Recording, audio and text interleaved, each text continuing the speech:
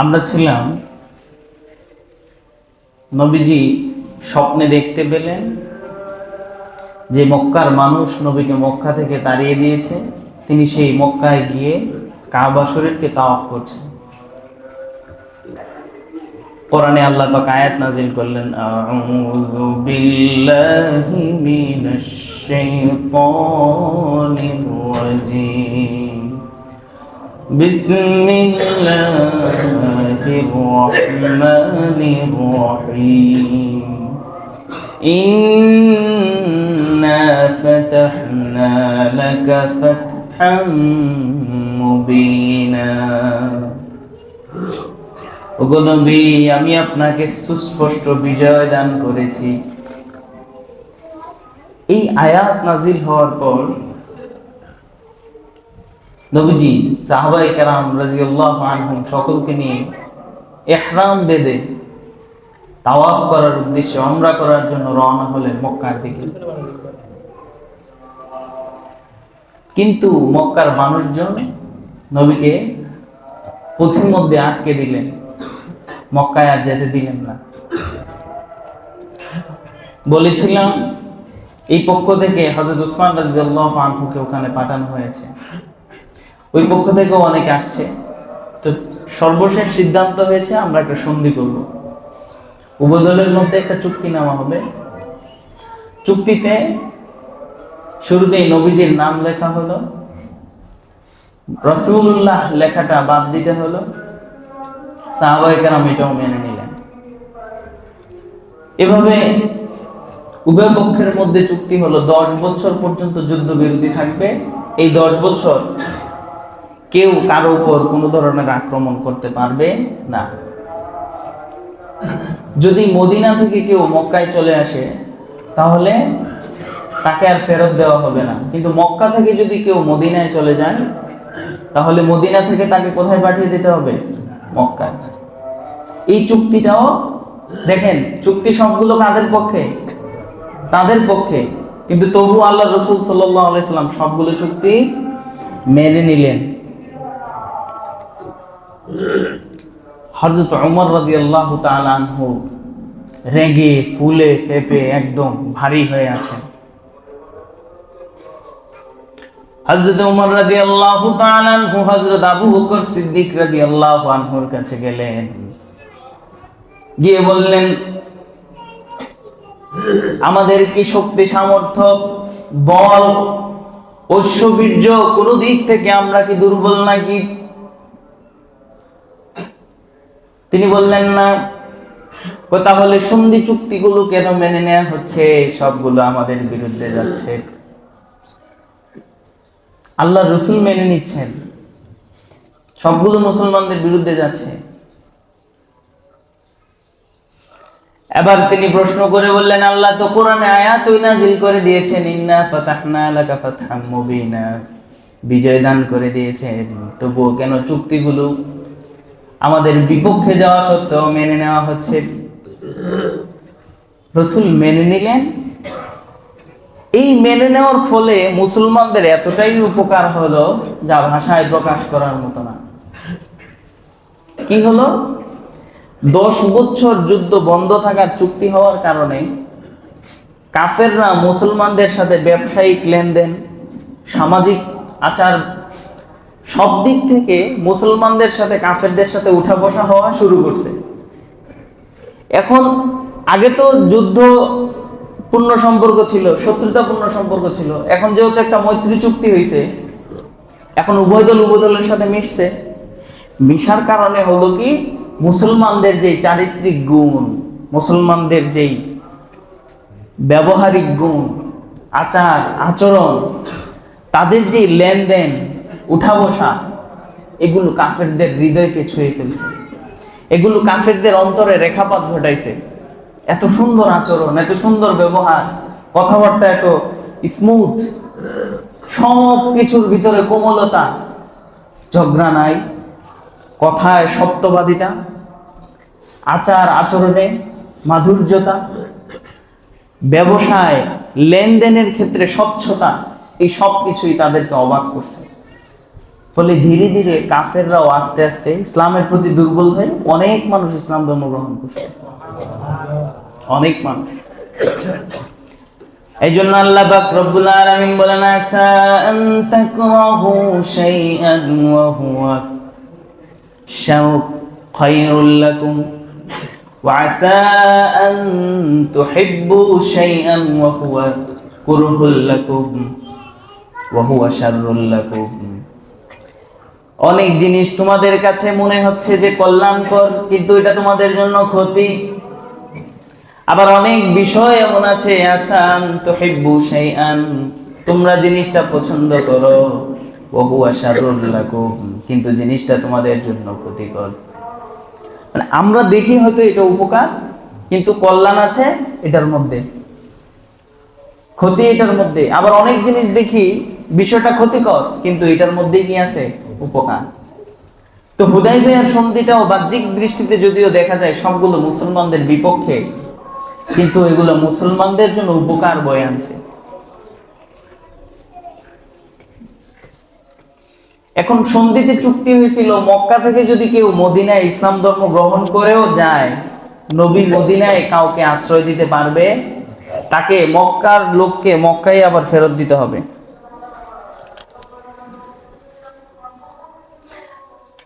হযরত আবু বাসির Utba ইবনে Usaid নামক একজন মুসলিম, নাম কি? আবু বাসির। হযরত আবু বাসির রাদিয়াল্লাহু তাআলা আনহু মক্কায় অবস্থানরত ছিলেন। মুসলমানদের সুন্দর ব্যবহার বিধি দেখে তিনি ইসলাম গ্রহণ করলেন। এখন ইসলাম গ্রহণ করে তিনি মক্কা ছেড়ে কোথায় গেছেন? মদিনায়। আবু বাসির যখন মদিনায় গেলেন, মক্কার নেতারা দুইজন লোককে তার পেছনে পেছনে পাঠাইল, যেন নবীকে গিয়ে বলে যে সন্ধি চুক্তিতে লেখা আছে মক্কা থেকে কেউ ইসলাম গ্রহণ করে মদিনায় গেলে তাকে রাখা যাবে না, ফেরত দিয়ে দিতে হবে। সে ইসলাম গ্রহণ করার পর আবু বাসির গেলেন মদিনায়। তারা গিয়ে নবীকে বললেন, ইয়া রাসূলুল্লাহ, আপনি তো সন্ধি চুক্তিতে বলছেন এরকম, তাহলে তাকে আশ্রয় দেওয়ার কোনো সুযোগ নাই। নবী আবু বাসিরকে রাখলেন না, তাদের সাথে পাঠিয়ে দিলেন। আবু বাসির তো ব্যথিত, আল্লাহ রসুল রাখলেন না, চুক্তি ভঙ্গ হবে তো রাখলে। এখন হযরত আবু বাসির কি করলেন? রাস্তায় পথিমধ্যে যে দুইজনকে পাঠাইছে তাদের একজনের কাছে একটা সুন্দর তরবারি ছিল। আবু বাসির এত তীক্ষ্ণ বুদ্ধিমান এবং চতুর লোক ছিলেন, তিনি কি করলেন? তাকে ফুসলাইতে শুরু করলেন।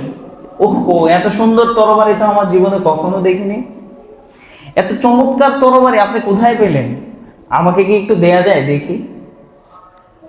তো ওই লোকের মন গইলা গেছে, সে তরবারিটা আবু বাসিরের হাতে দিছে। আবু বাসিরের হাতে দেওয়া মাত্র সে তার গর্দান উড়িয়ে পালায় গেছে। আর আরেকজন যে ছিল সে তো দৌড়ায় পালায় গেছে, 7 জনকে মেরে ফেলছে। এখন আবু বাসির মদিনায় আবার গেছে, আল্লাহ রসুল এবারও তাকে রাখে নাই। আবু বাসির কি করছে? বাধ্য হয়ে শেষ পর্যন্ত সমুদ্রের কিনারায় গিয়া এক জায়গায় অবস্থান করছে। এদিক থেকে যারাই নতুনভাবে ইসলাম ধর্ম গ্রহণ করত, তারা মদিনায় না গিয়া আবু বাসির যেখানে গিয়া অবস্থান করছে সমুদ্রের পাড়ে, সেখানে গিয়া অবস্থান করা শুরু করছে। এভাবে আবু বাসির যেখানে মক্কা থেকে মদিনায় ইসলাম গ্রহণ করে যাওয়ার যেহেতু সুযোগ নাই, তারা আবু বাসিরের কাছে যেতে যেতে এত পরিমাণ একটা বিশাল দল হয়ে গেছে। এই বিশাল দলের খাবার দাবারের ব্যবস্থা কিভাবে হইতো? মক্কার কোরাইশদের বাণিজ্যিক দল এই পথে সিরিয়ায় তাদের ব্যবসায়িক পণ্য আনা নেওয়া করত। তারা কোরাইশদের সেই বণিক দলদের উপর আক্রমণ করত আর তাদের সম্পদ লুট করে তারা খেত। যেহেতু মদিনায় যাওয়ার ব্যবস্থা নাই, মক্কায়ও তোমরা শান্তিতে ইসলাম পালন করতে দাও না। এখন এই বিষয়টা মক্কার কোরাইশদের জন্য কি ভালো হইল না আর ক্ষতি হইল?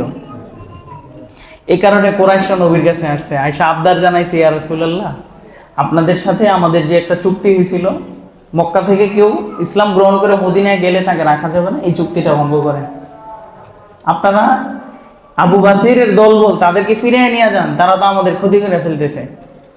তখন বাধ্য হয়েই তারা পরবর্তীতে রাজি হলো যে আবু বাসিরের দলবল সহ মদিনায় চলে যান। এরপর আবু বাসিরের এই দল নিয়ে আবু বাসির রাদিয়াল্লাহু আনহু সবাইকে নিয়ে তিনি মদিনায় চলে গেলেন। এদিক থেকে এটা ছিল তাদের সাথে প্রাথমিকভাবে একটা সন্ধি, আবার আরেকটা সমঝোতা।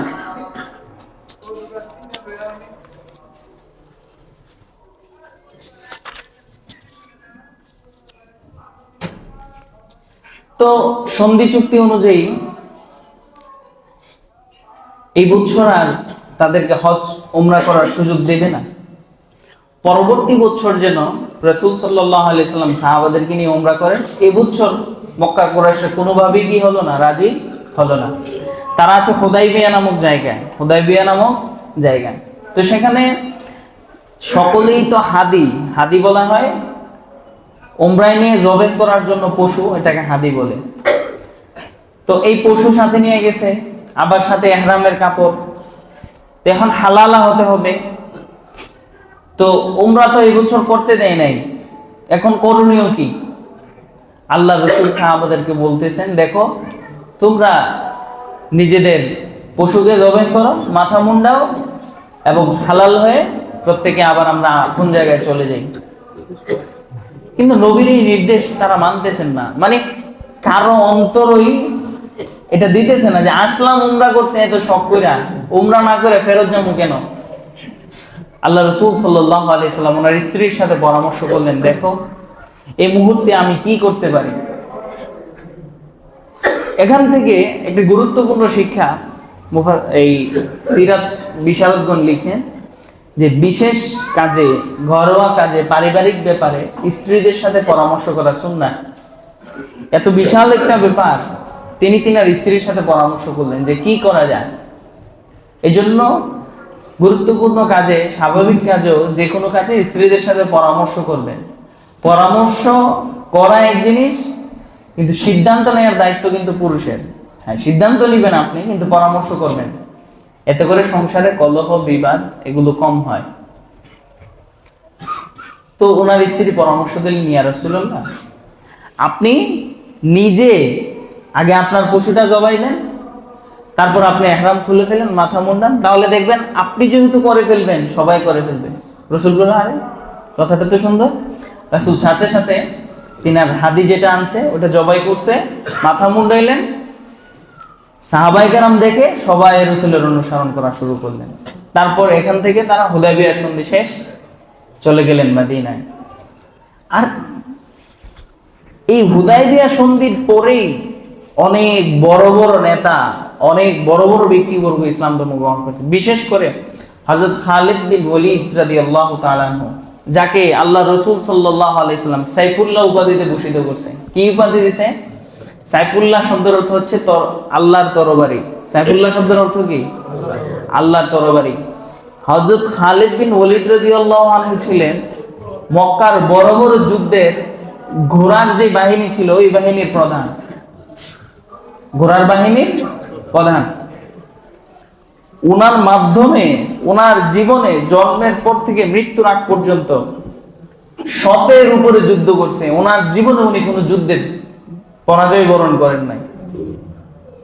এই হচ্ছেন হযরত খালিদ বিন ওয়ালিদ রাদিয়াল্লাহু। মুতার যুদ্ধের গল্প সামনে আসবে।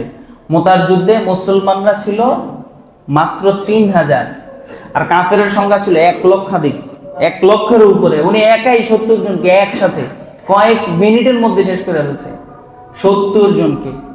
মানে উনি এত বড় যোদ্ধা ছিলেন, ওনার জীবনে উনি পরাজয় বরণ করেন নাই। কাফের যখন ছিলেন উহুদের যুদ্ধে, মুসলমানরা কিছুটা হইলো পরাজয় বরণ করছেই বলা যায়। এই উহুদের যুদ্ধে যার কারণে মুসলমানরা পরাজিত হয়েছে, তিনি হচ্ছেন খালিদ বিন ওয়ালিদ রাদিয়াল্লাহু আনহু। উনি ওনার ঘোড়ার বাহিনী নিয়ে পাহাড়ের পেছন থেকে আক্রমণ করছিলেন। তো খালিদ বিন ওয়ালিদ রাদিয়াল্লাহু আনহু এই হুদায়বিয়া সন্ধির পরেই ইসলাম ধর্ম গ্রহণ করছেন। হযরত আমর ইবনুল আস রাদিয়াল্লাহু তাআলা আনহু, খুব জলিলুল কদর সাহাবী, উনিও হুদায়বিয়া সন্ধির পরেই ইসলাম ধর্ম গ্রহণ করছেন। হুদায়বিয়া সন্ধি চুক্তি হওয়ার পর এখন তো যুদ্ধ বিগ্রহ বন্ধ, মুসলমানরা তাদের দ্বীনের দাওয়াত, ইসলামের দাওয়াত নির্বিঘ্নে কোনো বাধাহীন সারা দুনিয়া ইসলামের দাওয়াত প্রচার করা শুরু করছে। কারণ এখন তো আর কোনো বাধা নাই, আগে একটা বাধা ছিল, এখন আর কোনো বাধা নাই। এই হুদাইবিয়া সন্ধির পরেই আল্লাহ রসুল সাল্লাল্লাহু আলাইহি ওয়াসাল্লাম দুনিয়ার যত বড় বড় ব্যক্তিবর্গ ছিল, আল্লাহ রসুল সে সকল রাজা বাদশাদের নিকট চিঠি প্রেরণ করলেন, ইসলামের দাওয়াত দিলেন। কারণ আগেকার যুগে নবী যারা আসতেন তারা গোত্রভিত্তিক আসতেন, এলাকা ভিত্তিক আসতেন, দেশ ভিত্তিক আসতেন। কিন্তু একমাত্র আল্লাহ রসুল সাল্লাল্লাহু আলাইহি সাল্লাম যিনি এমন রসুল, যিনি সমগ্র বিশ্বের জন্য এসেছিলেন। ধরেন আগে এমনটা ছিল, যেমন মুসা আলাইহিস সালাম উনি ছিলেন মিশরে, কিন্তু ওনার শ্বশুর হযরত শুআয়ব আলাইহিস সালাম উনি ছিলেন মাদায়েনে। উনি কোথায় ছিলেন? মাদায়েনে। এরকম একই সময়ে কয়েকজন নবী রাসূল পৃথিবীর বিভিন্ন অঞ্চলে থাকতেন। উদাহরণস্বরূপ বাংলাদেশের জন্য একজন নবী, ইন্ডিয়ার জন্য আরেকজন নবী, সৌদি আরবের জন্য আরেকজন নবী, এভাবে আল্লাহ পাক রব্বুল আলামিন নবী প্রেরণ করতেন, এলাকা ভিত্তিক, দেশ ভিত্তিক। কিন্তু আল্লাহ রসুল সাল্লাল্লাহু আলাইহি সাল্লাম শুধুমাত্র আরবের ওই অঞ্চলের জন্য আসেননি, তিনি ছিলেন পুরা বিশ্ববাসীর জন্য। তো আল্লাহ রসুল সাল্লাল্লাহু আলাইহি সাল্লাম এখন আরবের দাওয়াত দেওয়া শেষ, আরবের সাথে একটা সমঝোতাও হয়েছে। এখন তিনি রোম সম্রাট হেরাক্লিয়াসের কাছে চিঠি প্রেরণ করলেন। চিঠি পাঠালেন পারস্য সম্রাট খসরু পারভেজের কাছে, আবিসিনিয়ার অধিপতি নাজাশির কাছে এবং মিশরের বাদশাহ মুকাউকিস, এই চারজনের কাছে। তখনকার বিশ্বে এই চারটা রাজত্ব ছিল খুব বেশি বড় এবং বিশাল। এই তাদের প্রত্যেকের কাছে আল্লাহ রসুল সাল্লাল্লাহু আলাইহি সাল্লাম চিঠি প্রেরণ করলেন। সর্বপ্রথম তিনি দাহিয়াতুল কালবি রাদিয়াল্লাহু তাআলা আনহুর মাধ্যমে বসরার সর্দার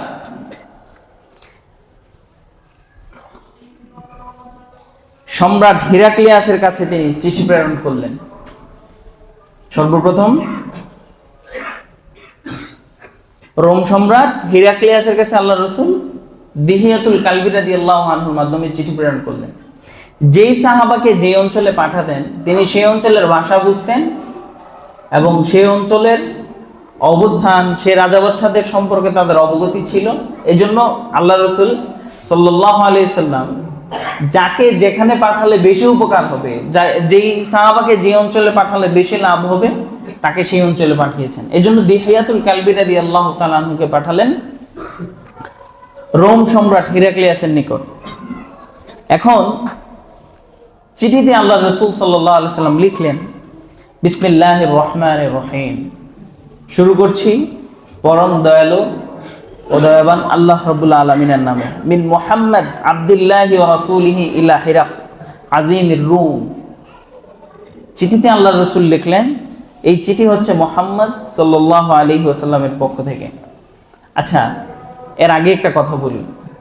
রসুল সাল্লাল্লাহু আলাইহি ওয়াসাল্লাম যখন সাহাবাদেরকে নিয়ে সিদ্ধান্তে বসলেন যে তিনি সকল রাজা বাদশাদের নিকট চিঠি পাঠাবেন, তখন একজন সাহাবা বললেন, ইয়া রাসূলুল্লাহ, এই সকল রাজা বাদশাদের নিকট যদি চিঠি পাঠাতে হয় তাহলে তারা সিল মোহর দেখে, যদি সিল না থাকে তাহলে তারা কোনো কাগজের মূল্যায়ন করেন না।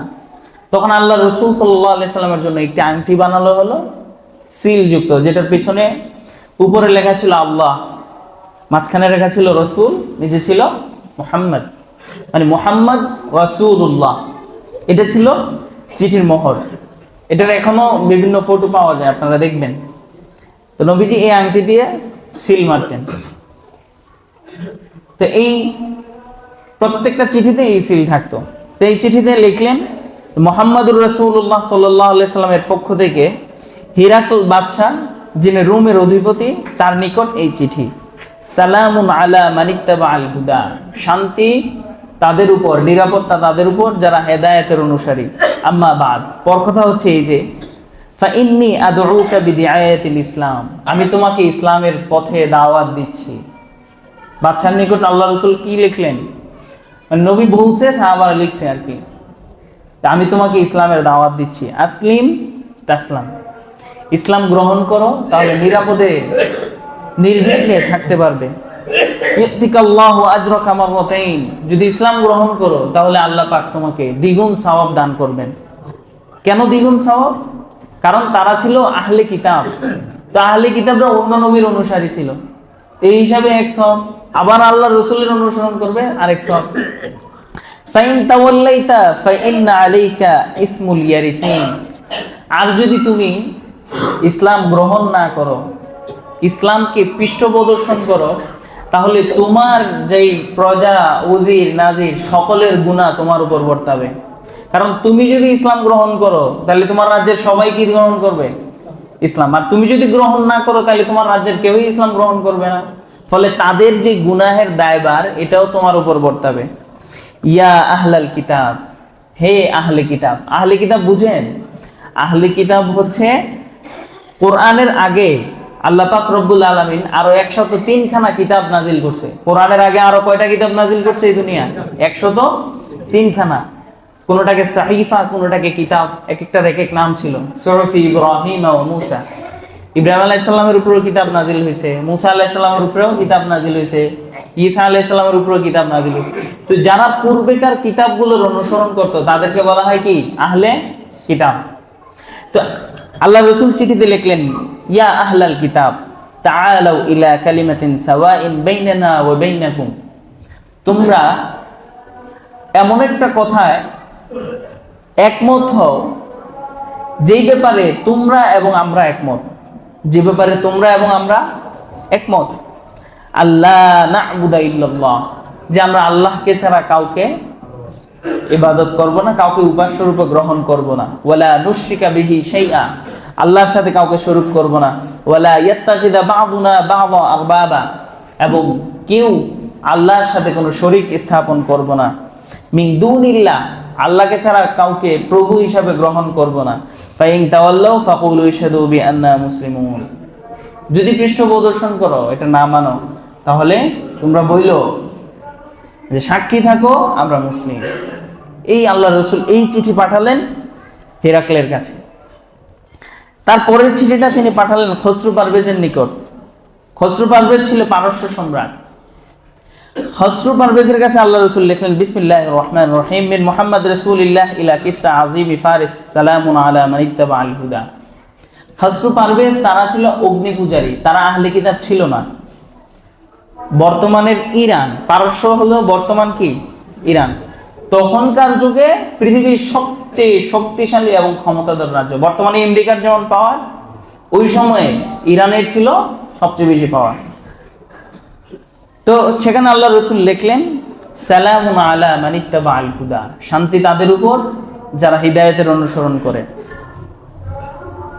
ওয়া আমানা বিল্লাহি ওয়া রাসূলিহি, যারা আল্লাহর উপর ঈমান আনে এবং আল্লাহর রাসূলের উপর ঈমান আনে। ওয়া শাহিদা আল্লা ইলাহা ইল্লাল্লাহ ওয়া ইন্নী রাসূলুল্লাহ ইলান নাসি কাফা, এবং এই সাক্ষ্য দেয় যে আল্লাহ ব্যতীত কোনো মাবুদ নাই এবং আমি আল্লাহর রাসূল সমগ্র মানব জাতির জন্য। লিইউনজিরা মান কানা হাইয়া, আমি ভীতি প্রদর্শন করতে এসেছি যারা জীবিত আছে তাদেরকে।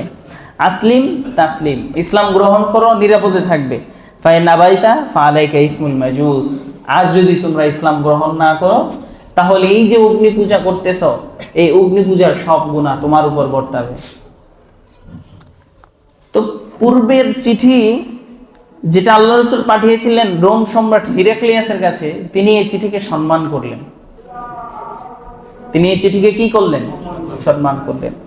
কিন্তু পারস্যের এই বাদশার নিকট যখন চিঠি পৌঁছলো, সে সাথে সাথে এই চিঠি পেয়ে আল্লাহ রাসূলের চিঠিটাকে ছিঁড়ে টুকরো টুকরো করে ফেললেন। মাজ্জাকা কুল্লা মুমাজ্জিদ, সে টুকরো টুকরো করে ফেলছে আল্লাহ রাসূলের চিঠি। আর যে চিঠি নিয়ে গেছে তাকে অনেক পরিমাণ নির্যাতন এবং টর্চার করছে। সে বলল, আমার অধীনস্থ গোলাম হয়ে আমার কাছে চিঠি লিখছে। সে সাথে সাথে লোক দিয়ে রাসূলকে ডেকে পাঠালেন যে যাও, যে আমার কাছে চিঠি লিখছে তাকে আমার কাছে ধরে নিয়ে আসো। তার লোকরা আল্লাহ রাসূলের কাছে গেছে, গিয়ে বলছে যে আপনাকে যেতে হবে, আপনাকে বাচ্চা তলব করছে। তো আগেকার যুগে তো যাতায়াত ব্যবস্থা তো ভালো ছিল না, বিমান দিয়ে তো আর যায় না যে একদিনে গেছে, অনেক দিন লাগছে না। তো তারা আস্তে আস্তে আল্লাহ রাসূল তাদেরকে বললেন যে যে আমাকে তোমাদেরকে আমার কাছে পাঠিয়েছে। রাসূল তো শুনতে পেয়েছে রাসূলের চিঠিকে, ছিঁড়ে টুকরো টুকরো করে ফেলছে। আল্লাহ রসুল বললেন যে তার তখ্ত, তার সিংহাসন, তার এই রাজত্ব টুকরো টুকরো হয়ে যাবে এবং তার ছেলে তাকে হত্যা করেছে। এটা আল্লাহ রসুল তখন বলছে। তারা এসে রসুলের কাছে পৌঁছতেও পারে নাই, এর আগে আল্লাহ রসুলের কাছে জিব্রাইল খবর পৌঁছায় দিছে এই খসরু পারভেজের সন্তান খসরু পারভেজকে কি করছে, হত্যা করে ফেলছে সিংহাসনের জন্য। শুধুমাত্র 4 বছরের ভিতরে 10 জন রাজা পালাবদল হয়েছে এই ইরানে আল্লাহ রসুলের বদদোয়ার ফলে। আর যে আল্লাহ রসুলের কাছে পাঠাইছে তাকে তার ছেলেই কি করে ফেলছে, মেরে ফেলছে। এটা রসুল সাল্লাল্লাহু আলাইহি সাল্লামের চিঠিকে অবমাননা, বদদোয়ার কারণে। তো এই ছিল। তারপর আল্লাহ রসুল সাল্লাল্লাহু আলাইহি সাল্লাম বাদশা নাজাশির কাছেও একটি চিঠি পাঠালেন। ওই সবগুলো চিঠির মর্ম এবং সারমর্ম যেটা, এটা একই রকম, এই জন্য এই চিঠিটা পড়তেছি না। তারপরে মিশরের যিনি বাদশা ছিলেন আল্লাহ রসুল সাল্লাল্লাহু আলাইহি ওয়াসাল্লাম, তার কাছেও চিঠি পাঠালেন। তো একজন শুধুমাত্র আল্লাহ রসুলের চিঠির সাথে বেয়াদবি করছে, আর বাকি 3 জন তারা প্রত্যেকেই রসুলের চিঠি পেয়ে রসুলের চিঠিকে সম্মান জানিয়েছেন। এবং হ্যাঁ বলতেছি সামনে, বাদশা নিজাশী যিনি ছিলেন, হাবশার বাদশা, তিনি আল্লাহ রসুল সাল্লাল্লাহু আলাইহি ওয়াসাল্লামের চিঠি পেয়ে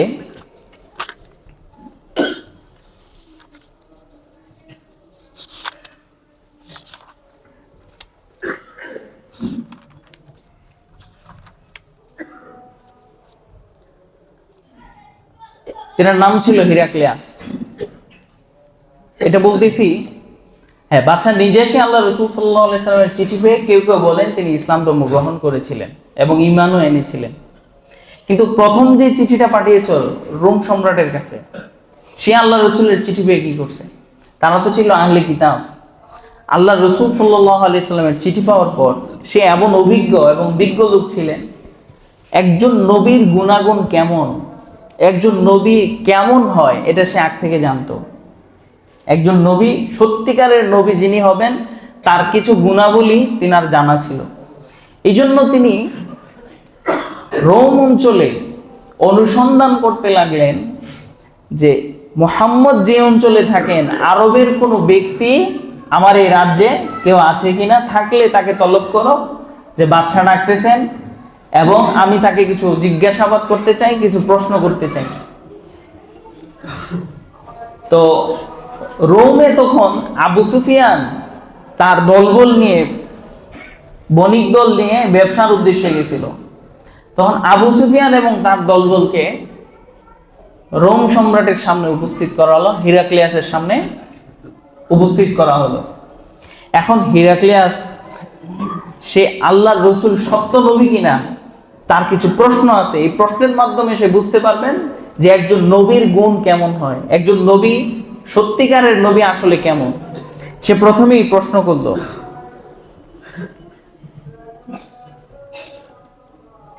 তার বংশটা কেমন, তোমাদের মাঝে যিনি নবী দাবি করছে তার বংশ কেমন। তখন আবু সুফিয়ান বলল, তাকে আমাদের মধ্যে উচ্চ বংশজাত মনে করা হয়, তার চেয়ে উচ্চাঙ্গের উপরের বংশধর আর কেউ আরবে নাই, সে সর্বোচ্চ সম্ভ্রান্ত পরিবারের লোক। এখন হিরাক্লিয়াস আগ থেকেই জানতো যিনি নবী হবেন তার বংশ, তার গোত্র সর্বোচ্চ পর্যায়ের হয়ে থাকে। আচ্ছা, এই উত্তরগুলো তিনি হাদিসে যেভাবে আসছে এগুলো পরে দিছে, আমি তাহলে পরেই বলি। তারপর হিরাক্লিয়াস প্রশ্ন করলেন, তিনি যা বলেন তা কি তার আগে কেউ কখনো বলেছিলেন, আরবে কি তার আগে কেউ এই ধরনের কথা বলছে? সে বলল না, বলেনি। আবু সুফিয়ান কিন্তু তখনও ইসলাম ধর্ম গ্রহণ করে নাই, কাফের। কিন্তু আবু সুফিয়ান কেন মিথ্যা বলছে না? কারণ আরবের লোকেরা মিথ্যা বলাকে অনেক ভয় পাইতো। আবু সুফিয়ান তার সাথে আরো লোক বলছিল না, সে তো তাদের নেতা ছিল। তো নেতা যদি মিথ্যা বলে, এতে করে তার প্রতি কি তার ভক্তদের শ্রদ্ধা বাড়বে না কমবে? এই জন্য আবু সুফিয়ান ভয়ে কোনো মিথ্যা বলে নাই। যা প্রশ্ন করছে যেটা সঠিক সে উত্তরই উনি দিয়েছেন। এখন হেরাক্লিয়াস তারপর প্রশ্ন করলেন, এই বংশে কোনো বাদশা অতিক্রান্ত হয়েছে? তারা যে বংশের, এই বংশে কোনো বাদশা পূর্বে অতিক্রম হয়েছে? তখন সে বলল না। আবু সুফিয়ান উত্তর দিল কি, না, কোনো বাদশা তাদের বংশে আগে ছিল না। এখন প্রশ্ন করলেন, সে যে ইসলাম প্রচার করে, সে যেই ধর্ম প্রচার করে, এই ধর্মের অনুসারীরা কি খুব প্রতাপশালী ব্যক্তি নাকি দুর্বল লোকেরা, ক্ষমতাবান লোকেরা নাকি সমাজের নিম্ন শ্রেণীর লোকেরা? আবু সুফিয়ান উত্তর দিল, সমাজের দুর্বল ও নিম্ন শ্রেণীর লোকেরা। তারপর আবু সুফিয়ান প্রশ্ন করলো, হিরাক্লিয়াস প্রশ্ন করলো আবু সুফিয়ানকে, তার অনুসারীদের সংখ্যা দিন দিন বাড়তেছে নাকি তার অনুসারীদের সংখ্যা দিন দিন কমতেছে? আবু সুফিয়ান উত্তর দিল, দিন দিন বাড়তেছে। তারপর প্রশ্ন করলো, কেউ কি তার ধর্মে একবার প্রবেশ করার পর দ্বিতীয়বার আগের ধর্মে ফেরত যায়? আবু সুফিয়ান বলল, না, কেউ যদি তার ধর্ম একবার গ্রহণ করে দ্বিতীয়বার আর পূর্বের ধর্মে ফেরত যায় না। আচ্ছা, এবার আবার প্রশ্ন করলো, সে নবী দাবি করার পূর্বে তোমাদের সাথে জীবনে কখনো মিথ্যা কথা বলেছে? তখন আবু সুফিয়ান বলল, না, তাকে কেউ মিথ্যা বলতে আমরা দেখিনি। তারপর প্রশ্ন করলো, কখনো কি প্রতিজ্ঞা প্রতিশ্রুতি ভঙ্গ করতে দেখেছ তোমরা তাকে? তখন আবু সুফিয়ান বলল, না, সে কখনো প্রতিশ্রুতি ভঙ্গ করে নাই, তাকে আমরা আলামিন বলে ডাকতাম। আবু সুফিয়ান এখন পর্যন্ত তো সে কোনো, আবু সুফিয়ান উত্তরে কি বলছে, এখন পর্যন্ত সে কোনো ওয়াদা কিংবা চুক্তি ভঙ্গ করে নাই, কিন্তু তাদের সাথে আমাদের একটা সন্ধি চুক্তি হয়েছে। এই যে হুদাইবিয়া সন্ধির কথা বললাম, তো সন্ধি চুক্তির মেয়াদ তো 10 বছর, এখনো পর্যন্ত করে নাই, ভবিষ্যতে করে কিনা আমরা জানি না, করলেও করতে পারে, এইভাবে বলছে আর কি। তারপর প্রশ্ন করলেন, তোমরা কি কখনো তার সাথে যুদ্ধ করেছো? আবু সুফিয়ান বলল, হ্যাঁ, করেছি। হেরাক্লিয়াস প্রশ্ন করলো, যুদ্ধের ফলাফল কি দাঁড়িয়েছে?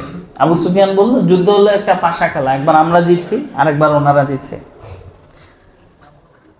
তারপর প্রশ্ন করলেন, সে তোমাদেরকে কিসের তালিম দেয়, শিক্ষা দেয়?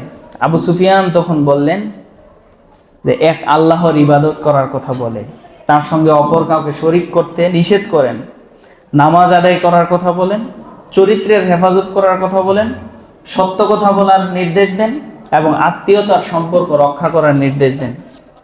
হেরাক্লিয়াস তার এই কথা শুনে দুবাসীকে ডাকলেন যে এখানে আসো, আবু সুফিয়ানকে বলো, মানে যে আবু সুফিয়ানের ভাষা তো আর হেরাক্লিয়াস বুঝে না, দুবাসীর মাধ্যমে আবু সুফিয়ানকে বলতে বলছে যে আমি তাকে যে প্রশ্নগুলো করেছি, এই প্রশ্নগুলো এমন উত্তর সে দিয়েছে যার দ্বারা প্রতীয়মান হয় যে ইনি হচ্ছেন সত্য নবী, কারণ একজন নবীর বংশ সর্বোচ্চ পর্যায়ের বংশই হয়ে থাকে। কোন নবীর তার পূর্বে যদি কোনো রাজা বাদশা থাকতো তার বংশে, তাহলে সে ওই রাজা বাদশার অনুসরণে হয়তো ক্ষমতার লোভ তার মধ্যে থাকতে পারতো, যেহেতু তার বংশের মধ্যেও কোনো রাজা বাদশা নাই। তারপর তার অনুসারী, একজন নবীর প্রাথমিক অনুসারী সব যুগে দুর্বল লোকেরা ছিল, নিম্ন শ্রেণীর লোকেরা ছিল, উচ্চপদস্থ লোকেরা পরে ঈমান আনছে, কিন্তু প্রাথমিকভাবে তাদের উপর যারা ঈমান আনতো নবীদের উপর, তারা ছিল কোন শ্রেণীর লোক? নিম্ন শ্রেণীর লোক। এতে করে বোঝা যায় যে সে সত্য নবী, কারণ তার প্রাথমিক অনুসারীরা সবাই নিম্ন শ্রেণীর দুর্বল লোক। কোন নবীর অনুসারীর প্রাথমিক সংখ্যা যেমন থাকে, দিন দিন সেটা বাড়তে থাকে, কমে না। আমি তাকে প্রশ্ন করেছিলাম যে তার সংখ্যা বাড়তেছে নাকি কমতেছে, তুমি উত্তর দিয়েছো সংখ্যা বাড়তেছে। এটাও একজন সত্য নবী হওয়ার নিদর্শন। আমি তোমাকে প্রশ্ন করেছিলাম যে একবার তার ধর্মে প্রবেশ করে দ্বিতীয়বার কেউ পূর্বের ধর্মে ফেরত যায় কিনা, এটাও একজন সত্য নবীর নিদর্শন যে সত্য নবীদের ধর্মকে গ্রহণ করলে দ্বিতীয়বার আর পূর্বের ধর্মে ফেরত যায় না। তারপর তোমাকে প্রশ্ন করেছিলাম, সে কখনো তোমাদের সাথে নবী দাবি করার পূর্বে মিথ্যা কথা বলেছে কিনা? তুমি বলেছ না। একজন সত্য নবী সে কখনো জীবনে মিথ্যা কথা বলে না, এতেও প্রমাণিত হয় সে একজন সত্য নবী। সে কখনো প্রতিশ্রুতি ভঙ্গ করেছে কিনা, এটাও বলেছ। তুমি বলেছ করে নাই। একজন সত্য নবীর এটাই সবচেয়ে বড় নিদর্শন।